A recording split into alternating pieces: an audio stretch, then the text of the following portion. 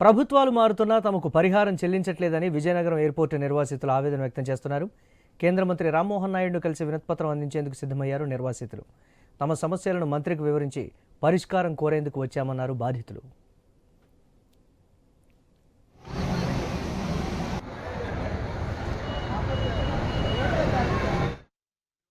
ఇక్కడికి రావడానికి ముఖ్య కారణం మాకు రాయవలస పంచాయతీలో గల మా పంచాయతీకి మాకు ఎటువంటి కనెక్టివిటీ రోడ్ లేదు. గత 20 ఏళ్ళుగా మేము పెద్దల్ని అడగడం జరిగింది. కానీ ఈ రోజు వరకు కూడా మాకు రోడ్డు వేయకపోగా మాకు చిన్న కలవట్టు కట్టేసి దాని రోడ్డు ఎయిర్పోర్ట్ అధికారులు కట్టేయడం జరిగింది. సో మాకు ఇంకా మా పంచాయతీకి వెళ్ళాలంటే మాకు వేరే దారి ఏం లేదు. మేము చుట్టూ తిరిగి రావాలంటే దాదాపు 10 కిలోమీటర్ల దూరం వెళ్ళాలి మా పంచాయతీకి వెళ్ళాలంటే. సో మా పంచాయతీలో మొత్తం 8 hamlets ఉన్నాయి, 8 గ్రామాలు ఉన్నాయి. రైట్ సైడ్ ఒక 4, లెఫ్ట్ సైడ్ ఒక 4 ఉన్నాయి. సో ఒక గ్రామం నుంచి ఇంకో గ్రామానికి వెళ్ళాలంటే మాకు ఎటువంటి దారి లేదు.